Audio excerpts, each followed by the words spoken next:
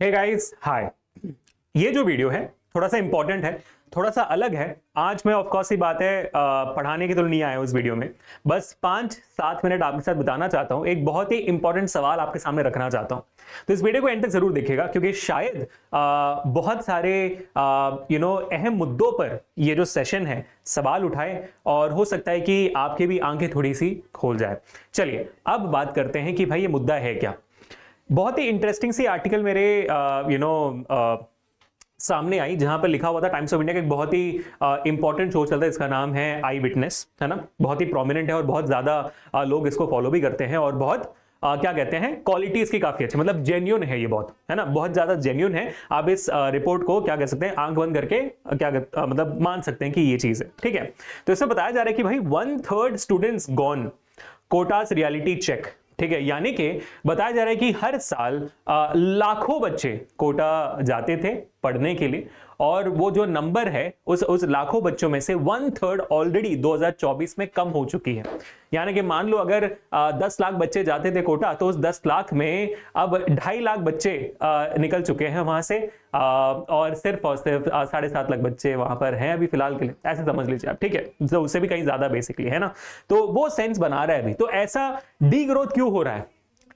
अब D growth होने का जो मेन कारण है वो बताया जा रहा है, शायद आप इस बात से रिलेट भी कर पाओगे। डी ग्रोथ होने का जो मेन कारण है वो ये है कि सबसे पहला आपका जो availability of quality online education, क्योंकि भाई आपका जो एजुकेशनल इंडस्ट्री आपको पता है कि भाई ऑनलाइन एजुकेशन कितना ज्यादा डेवलप हो रहा है। तो जब घर पे बैठे बैठे चीजें मिल रही हैं तो फिर बाहर क्यों जाना, और जब रैंकिंग्स निकल रही है तो फिर बाहर क्यों जाना, कोटा क्यों जाना, क्योंकि कोटा जो आपका हब माना जाता था अब एजुकेशन का हब आपके घर पे आ रहा है, आपके लैपटॉप में आ रहा है, आपके फोन में आ रहा है, तो बाहर क्यों जाना।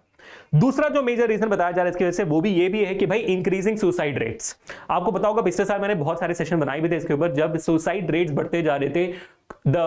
कोटा रिकॉर्डेड और India recorded the highest number of suicides last year, और जिसमें maximum amount of suicides Kota से होता because of the additional external pressure which comes with the competitive culture which goes on in the Kota coaching industry. जो वहां पर जो होता है, जो प्रेशर आता है, पीयर प्रेशर आता है, टीचर का प्रेशर आता है, इन सारे वजहों से, और जो आप घर से दूर रहते हो, होम सिकनेस जो आती है, इन सब की वजह से जो प्रेशर में बच्चा निकलता है, उस प्रेशर की वजह से सुसाइड्स होती है, उसका रेट सबसे ज्यादा पिछले साल निकला। मतलब भाई इतना अवेयरनेस के बाद, इतने सारे डेवलपमेंट के बाद भी जब ये चीज हो रही थी, this was one of the reasons Y parents को लगा कि भाई नहीं, इतने प्रेशर में डालने की जरूरत नहीं है, let's do this at our own city. ये बात बनी। तीसरा रीजन जो बताया जा रहा है वो ये कि भाई गवर्नमेंट का लॉ, पिछले साल नहीं, इसी साल गवर्नमेंट ने एक लॉ पास किया था कि अंडर 16 मतलब 16 साल के कम के बच्चों को आप किसी भी कोचिंग क्या कहते हैं, कोचिंग में दाखिला नहीं दिलवा सकते हो। क्योंकि होता क्या है, फाउंडेशन के नाम पर बच्चे ऑलरेडी 9th 10th के ग्रेड से ही सीधा चले जाते थे कोटा और वहीं पे आईआईटी और नीट की तैयारी करना शुरू कर देते थे। अब जब कोई बच्चा 9वीं ग्रेड में होता है, 10वीं ग्रेड में होता है, तो होता कि उस बच्चे का जो एज है वो सिर्फ 14 या 15 साल की होती है। उस एज में इतना प्रेशर झेल पाना बहुत डिफिकल्ट होता है किसी बच्चे के लिए, और उसके बाद जो सुसाइड रेट्स है और बढ़ती जाती है। तो इसी वजह से गवर्नमेंट ने ये रूल लगाया कि भाई 16 साल से कम के बच्चे किसी भी कोचिंग इंडस्ट्री का भाग नहीं बन सकते हैं, स्पेशली ऑफलाइन। ये रूल निकाला।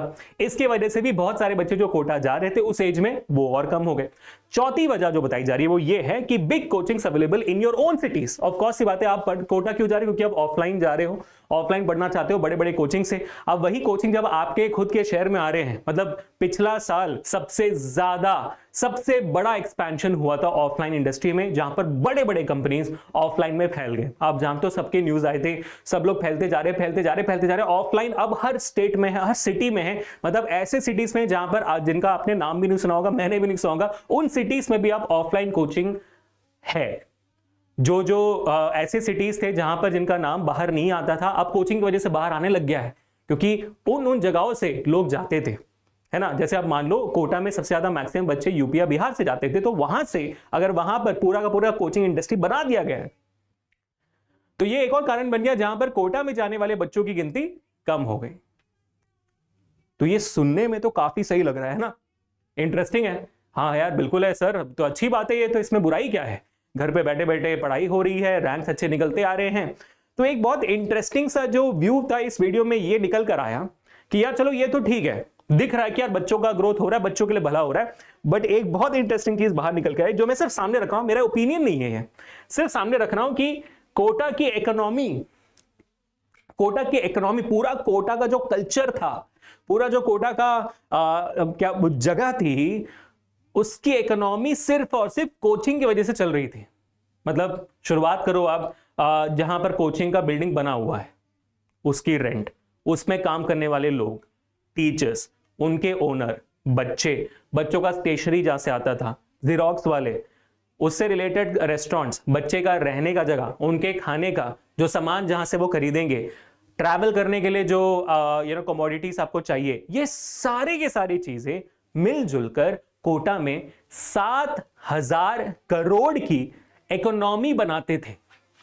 समझ रहे हो आप मैं कितने बड़े पैसों की बात कर रहा हूं? 7,000 करोड़ की इकोनॉमी बनाता था ये। अब बताया जा रहा है कि भाई 1/3 बच्चों के निकलने के बाद शायद ये 7,000 करोड़ की इकोनॉमी सिर्फ 3 और 4,000 करोड़ की इकोनॉमी में आकर कम हो जा रही है। तो इससे क्या हुआ सर? जो लोगों की रोजी रोटी सिर्फ और सिर्फ इस कोचिंग की वजह से चल रही थी, अब वो बंद हो गई है। फॉर एग्जाम्पल इसी वीडियो में आप देखोगे एक बहुत ही क्या कहते हैं, इनोसेंट से ऑटो रिक्शा वाले की एक आप इंटरव्यू देखोगे, उसमें वो कहते हैं कि यार मैं आराम से एक शिफ्ट में ही 1,500 रुपए कमा लेता था। एक शिफ्ट में, मतलब सुबह 9 से शाम तक काम किया तो 1,000 रुपए में कमा लेता था, 1,500 रुपए कमा लेता था मैं मस्त। ठीक है, अब क्या हो गया कि अब मुझे 100-150 भी नहीं मिलते दिन के, इसलिए अब उनको कोई और नौकरी ढूंढनी पड़ रही है, कोटा या कोटा के बाहर उनको आना पड़ रहा है। So these are two perspectives which I wanted to put forward to you, और मैं चाहता था कि आप इस बारे में थोड़ा सोचे and do let me know what you think about it in the comment section। हमने ऐसे और भी वीडियोस किए हुए हैं, जब सीबीएसई ने डमी स्कूल्स को बैन किया उसके बारे में हमने डिस्कस की, हमने बॉयकॉट सीबीएसई का कैंपेन निकाला, उसमें हमने बहुत सारी चीज डिस्कस की। और by the way CBSE dummy school ban और बॉयकॉट सीबीएसई के ऊपर मेरा एक फॉलोअप वीडियो आने वाला है, बहुत ही दमदार, जो कुछ दिनों में आएगा। मैं प्रिपेयर कर रहा हूं कि हम एक बहुत बड़ा मूवमेंट शुरू करें, मैं आऊंगा उस बारे में, तो hold on for it. But उसके पहले ये खबर आई थी और मैं चाहता था कि आप लोगों से एक बार इस बारे में डिस्कस करूं। आपका क्या कहना है? Do let me know in the comment section. ठीक है, तो thank you so much for watching this video people. मिलते हैं नेक्स्ट सेशन में। Until this Abhishek signing off. Piece.